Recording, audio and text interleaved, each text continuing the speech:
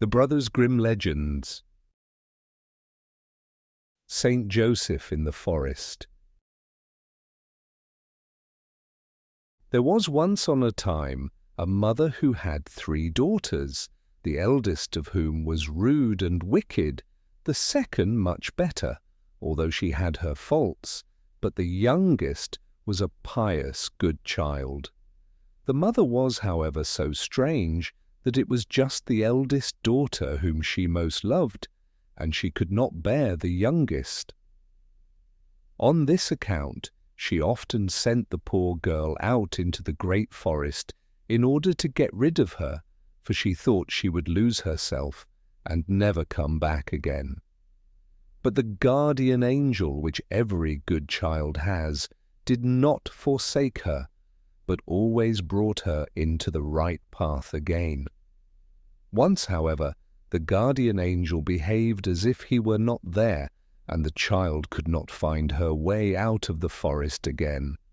She walked on constantly until evening came, and then she saw a tiny light burning in the distance, ran up to it at once, and came to a little hut.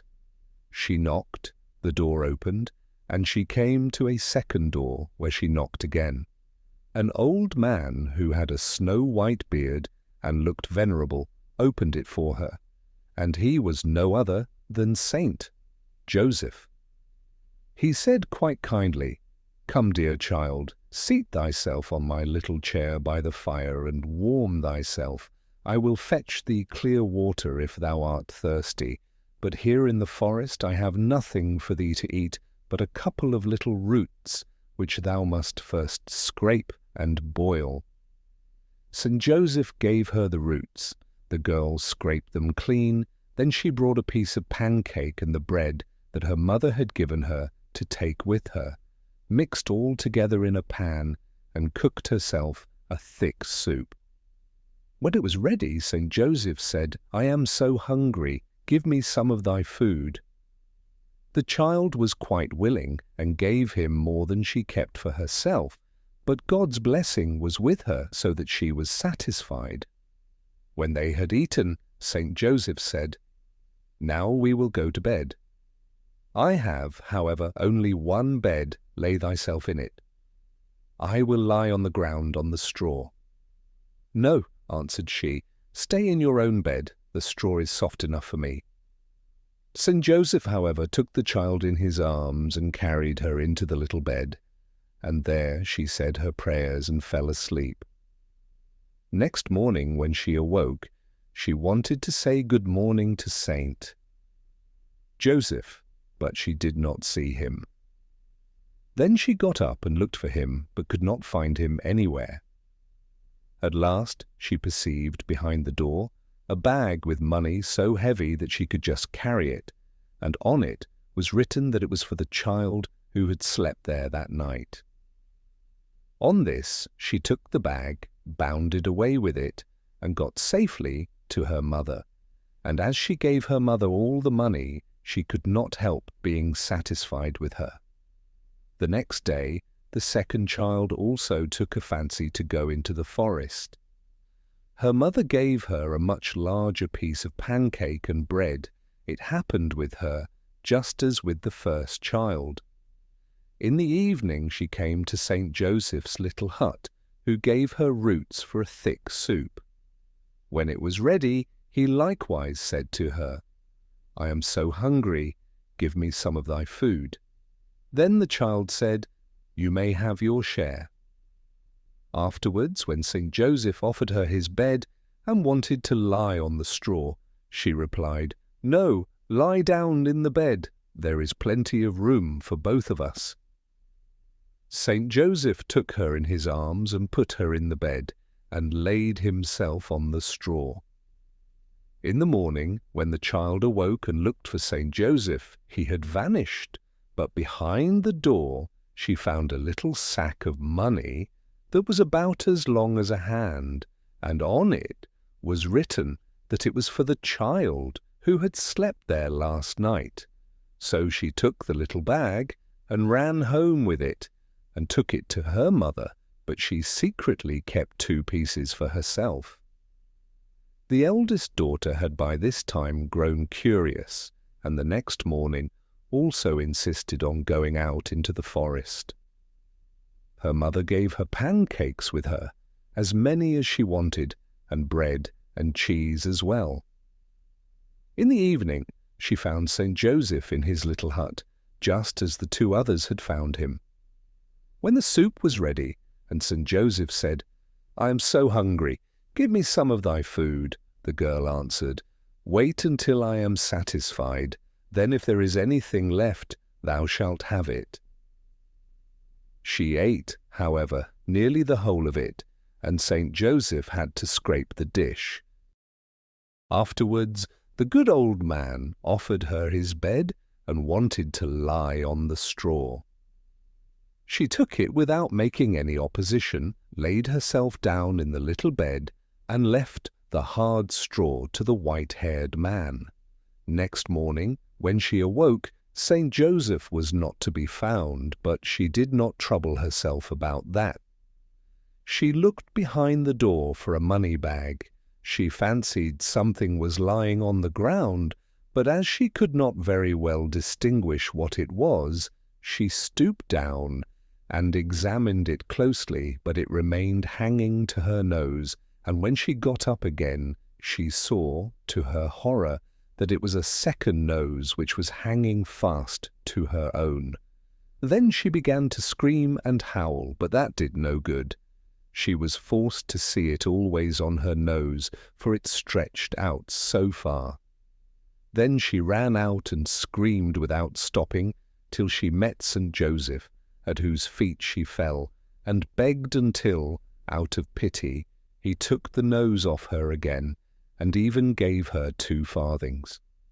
When she got home, her mother was standing before the door, and asked, "What hast thou had given to thee?" Then she lied, and said, "A great bag of money, but I have lost it on the way." "Lost it!" cried the mother. "Oh, but we will soon find it again," and took her by the hand, and wanted to seek it with her. At first she began to cry, and did not wish to go, but at last she went. On the way, however, so many lizards and snakes broke loose on both of them that they did not know how to save themselves. At last they stung the wicked child to death, and they stung the mother in the foot, because she had not brought her up better.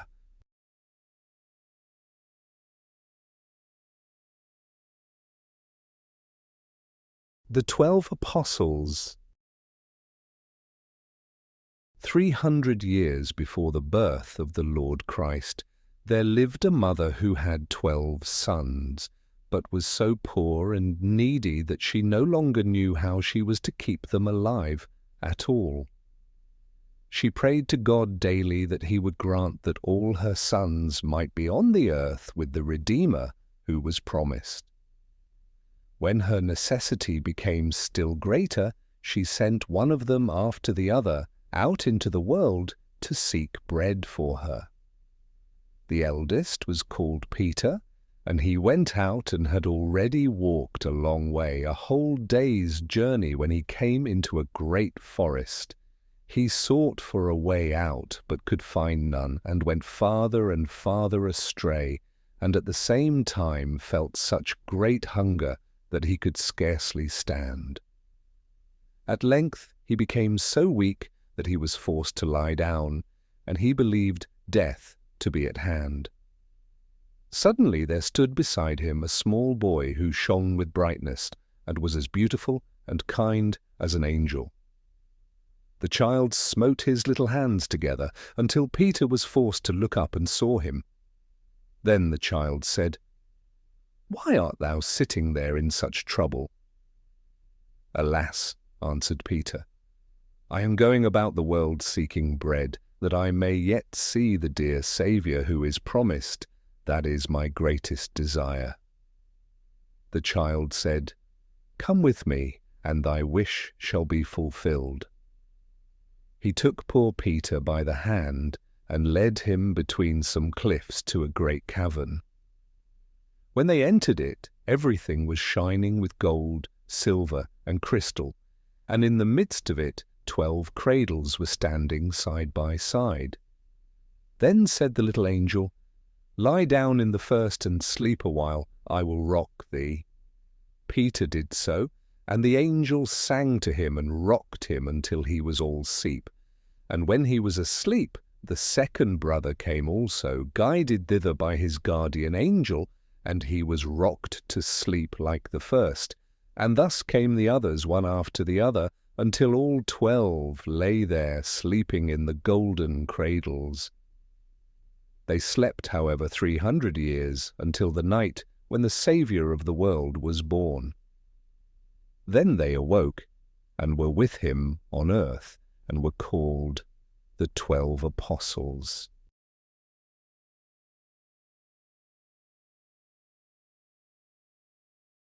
The Rose. There was once a poor woman who had 2 children. The youngest had to go every day into the forest to fetch wood.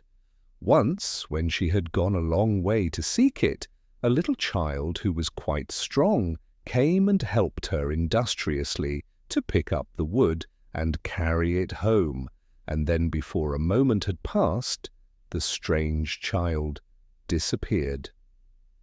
The child told her mother this, but at first she would not believe it. At length she brought a rose home and told her mother that the beautiful child had given her this rose and had told her that when it was in full bloom, he would return. The mother put the rose in water. One morning her child could not get out of bed. The mother went to the bed and found her dead, but she lay looking very happy.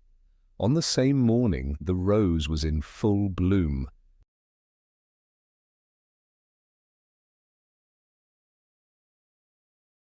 Poverty and humility lead to heaven.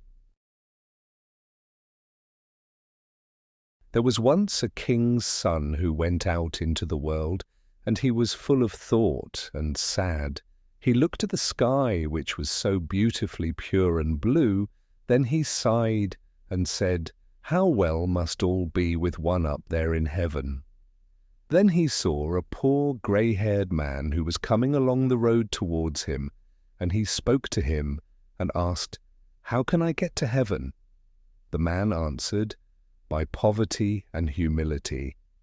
Put on my ragged clothes, wander about the world for 7 years, and get to know what misery is. Take no money, but if thou art hungry, ask compassionate hearts for a bit of bread. In this way thou wilt reach heaven." Then the king's son took off his magnificent coat, and wore in its place the beggar's garment, went out into the wide world, and suffered great misery. He took nothing but a little food, said nothing, but prayed to the Lord to take him into his heaven. When the 7 years were over, he returned to his father's palace, but no one recognized him. He said to the servants, "Go and tell my parents that I have come back again." But the servants did not believe it and laughed and left him standing there. Then said he, "Go and tell it to my brothers that they may come down, for I should so like to see them again." The servants would not do that either, but at last one of them went and told it to the king's children, but these did not believe it and did not trouble themselves about it. Then he wrote a letter to his mother and described to her all his misery, but he did not say that he was her son. So, out of pity, the queen had a place under the stairs assigned to him, and food taken to him daily by 2 servants. But one of them was ill-natured and said, "Why should the beggar have the good food?" and kept it for himself, or gave it to the dogs, and took the weak, wasted-away beggar nothing but water. The other, however, was honest, and took the beggar what was sent to him. It was little, but he could live on it for a while, and all the time he was quite patient, but he grew continually weaker. As, however, his illness increased, he desired to receive the last sacrament. When the host was being elevated down below, all the bells in the town and neighborhood began to ring. After Mass, the priest went to the poor man under the stairs, and there he lay dead. In one hand he had a rose, in the other a lily, and beside him was a paper in which was written his history. When he was buried, a rose grew on one side of his grave, and a lily on the other.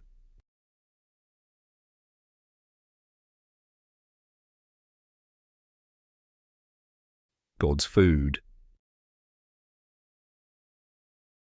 There were once upon a time 2 sisters, one of whom had no children and was rich, and the other had 5 and was a widow, and so poor that she no longer had food enough to satisfy herself and her children.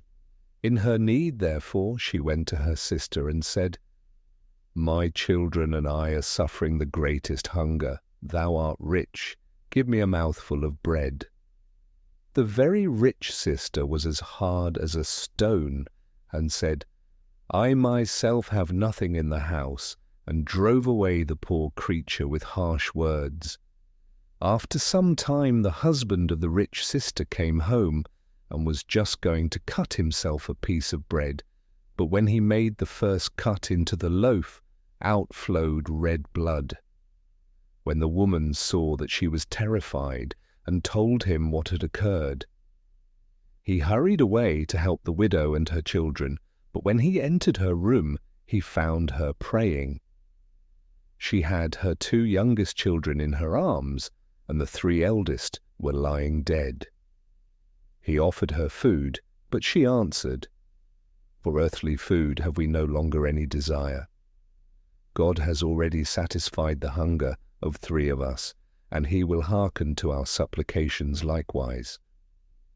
Scarcely had she uttered these words than the 2 little ones drew their last breath, whereupon her heart broke, and she sank down dead.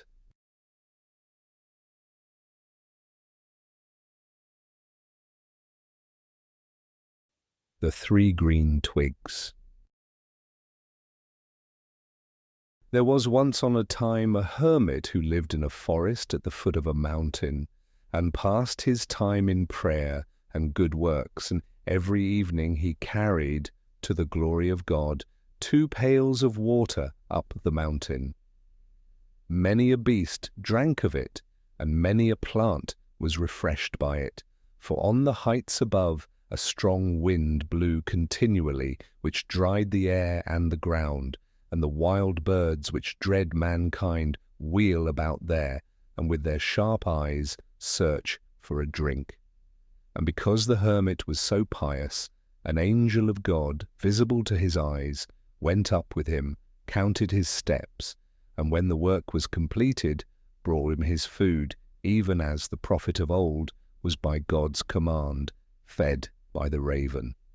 When the hermit in his piety had already reached a great age, it happened that he once saw from afar a poor sinner being taken to the gallows. He said carelessly to himself, "There, that one is getting his deserts." In the evening, when he was carrying the water up the mountain, the angel who usually accompanied him did not appear, and also brought him no food. Then he was terrified, and searched his heart, and tried to think how he could have sinned, as God was so angry, but he did not discover it. Then he neither ate nor drank, threw himself down on the ground, and prayed day and night.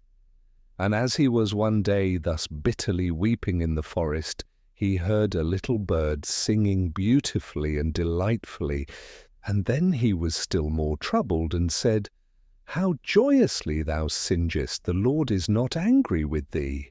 Ah, if thou couldst but tell me how I can have offended him, that I might do penance, and then my heart also would be glad again." Then the bird began to speak, and said, "Thou hast done injustice, in that thou hast condemned a poor sinner who was being led to the gallows, and for that the Lord is angry with thee. He alone sits in judgment. However, if thou wilt do penance, and repent thy sins, he will forgive thee. Then the angel stood beside him with a dry branch in his hand, and said, Thou shalt carry this dry branch until 3 green twigs sprout out of it. But at night, when thou wilt sleep, thou shalt lay it under thy head. Thou shalt beg thy bread from door to door, and not tarry more than 1 night in the same house. That is the penance which the Lord lays on thee. Then the hermit took the piece of wood, and went back into the world which he had not seen for so long. He ate and drank nothing but what was given him at the doors. Many petitions were, however, not listened to, and many doors remained shut to him, so that he often did not get a crumb of bread. Once, when he had gone from door to door from morning till night, and no one had given him anything, and no one would shelter him for the night, he went forth into a forest, and at last found a cave which someone had made, and an old woman was sitting in it. Then said he, Good woman, keep me with you in your house for this night. But she said, No, I dare not, even if I wished. I have 3 sons who are wicked and wild. If they come home from their robbing expedition and find you, they would kill us both. The hermit said, Let me stay.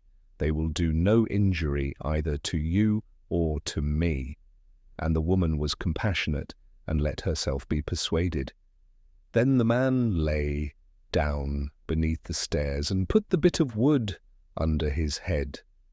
When the old woman saw him do that, she asked the reason of it, on which he told her that he carried the bit of wood about with him for a penance, and used it at night for a pillow, and that he had offended the Lord because, when he had seen a poor sinner on the way to the gallows, he had said he was getting his deserts. Then the woman began to weep and cried, If the Lord thus punishes 1 single word, how will it fare with my sons when they appear before him in judgment? At midnight the robbers came home and blustered and stormed.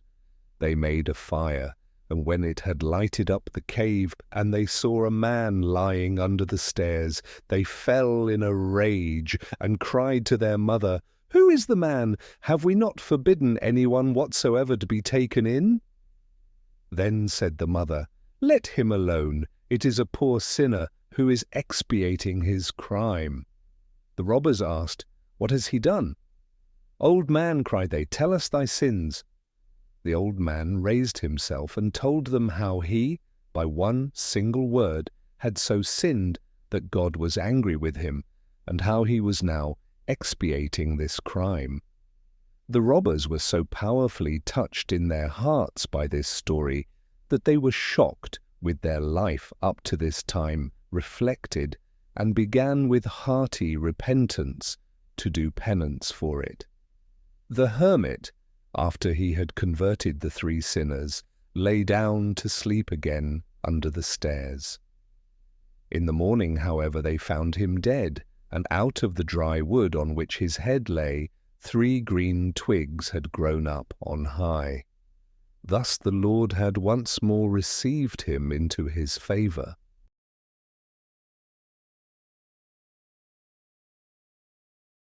Our Lady's Little Glass. Once upon a time, a waggoner's cart, which was heavily laden with wine, had stuck so fast that in spite of all that he could do, he could not get it to move again. Then it chanced that Our Lady just happened to come by that way, and when she perceived the poor man's distress, she said to him, I am tired and thirsty. Give me a glass of wine, and I will set thy cart free for thee. Willingly, answered the waggoner, but I have no glass in which I can give thee the wine. Then Our Lady plucked a little white flower with red stripes, called field bindweed, which looks very like a glass, and gave it to the waggoner. He filled it with wine, and then Our Lady drank it, and in the self-same instant the cart was set free, and the waggoner could drive onwards. The little flower is still always called Our Lady's little glass.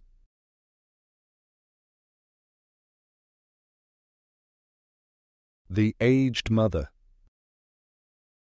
In a large town there was an old woman who sat in the evening alone in her room, thinking how she had lost first her husband, then both her children, then one by one all her relations, and at length that very day her last friend, and now she was quite alone and desolate. She was very sad at heart, and heaviest of all her losses to her was that of her sons, and in her pain she blamed God for it. She was still sitting lost in thought, when all at once she heard the bells ringing for early prayer.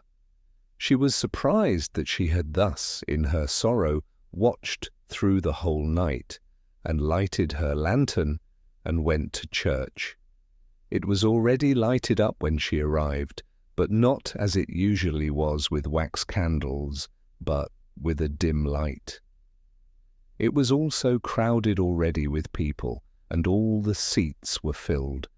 And when the old woman got to her usual place, it also was not empty, but the whole bench was entirely full. And when she looked at the people, they were none other than her dead relations, who were sitting there in their old-fashioned garments, but with pale faces. They neither spoke nor sang, but a soft humming and whispering was heard all over the church. Then an aunt of hers stood up, stepped forward, and said to the poor old woman, "Look there beside the altar, and thou wilt see thy sons." The old woman looked there, and saw her 2 children, one hanging on the gallows, the other bound to the wheel. Then said the aunt, "Behold, so would it have been with them if they had lived, and if the good God had not taken them to himself when they were innocent children." The old woman went trembling home, and on her knees thanked God for having dealt with her more kindly than she had been able to understand. And on the 3rd day she lay down and died.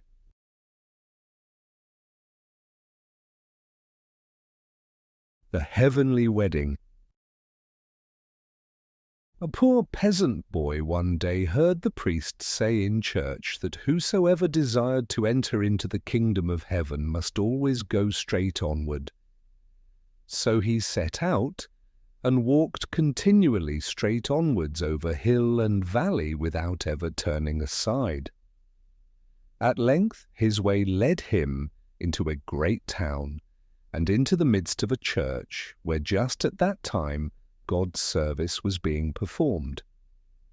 Now when he beheld all the magnificence of this, he thought he had reached heaven, sat down, and rejoiced with his whole heart. When the service was over, and the clerk bade him go out, he replied, "No, I will not go out again. I am glad to be in heaven at last." So the clerk went to the priest and told him that there was a child in the church who would not go out again because he believed he was in heaven. The priest said, "If he believes that, we will leave him inside." So he went to him and asked if he had any inclination to work. "Yes," the little fellow replied, "I am accustomed to work, but I will not go out of heaven again." So he stayed in the church, and when he saw how the people came and knelt and prayed to Our Lady with the blessed child Jesus, which was carved in wood, he thought, "That is the good God," and said, "Dear God, how thin you are! The people must certainly let you starve, but every day I will give you half my dinner." From this time forth, he every day took half his dinner to the image, and the image began to enjoy the food. When a few weeks had gone by, people remarked that the image was growing larger and stout and strong, and wondered much. The priest also could not understand it, but stayed in the church and followed the little boy about, and then he saw how he shared his food with the Virgin Mary, and how she accepted it. After some time the boy became ill, and for 8 days could not leave his bed, but as soon as he could get up again, the first thing he did was to take his food to Our Lady. The priest followed him and heard him say, "Dear God, do not take it amiss that I have not brought you anything for such a long time, for I have been ill and could not get up." Then the image answered him and said, "I have seen thy good will, and that is enough for me. Next Sunday thou shalt go with me to the wedding." The boy rejoiced at this and repeated it to the priest, who begged him to go and ask the image if he too might be permitted to go. "No," answered the image, "thou alone." The priest wished to prepare him first and give him the Holy Communion, and the child was willing, and next Sunday, when the host came to him, he fell down and died, and was at the eternal wedding.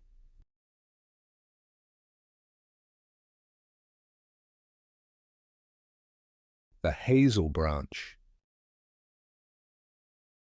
One afternoon the Christ child had laid himself in his cradle bed and had fallen asleep. Then his mother came to him, looked at him full of gladness, and said, "Hast thou laid thyself down to sleep, my child? Sleep sweetly, and in the meantime I will go into the wood and fetch thee a handful of strawberries, for I know that thou wilt be pleased with them when thou awakest." In the wood outside she found a spot with the most beautiful strawberries, but as she was stooping down to gather one, an adder sprang up out of the grass. She was alarmed, left the strawberries where they were, and hastened away. The adder darted after her, but Our Lady, as you can readily understand, knew what it was best to do. She hid herself behind a hazel bush and stood there until the adder had crept away again. Then she gathered the strawberries, and as she set out on her way home, she said, "As the hazel bush has been my protection this time, it shall in future protect others also. Therefore, from the most remote times, a green hazel branch has been the safest protection against adders, snakes, and everything else which creeps on the earth."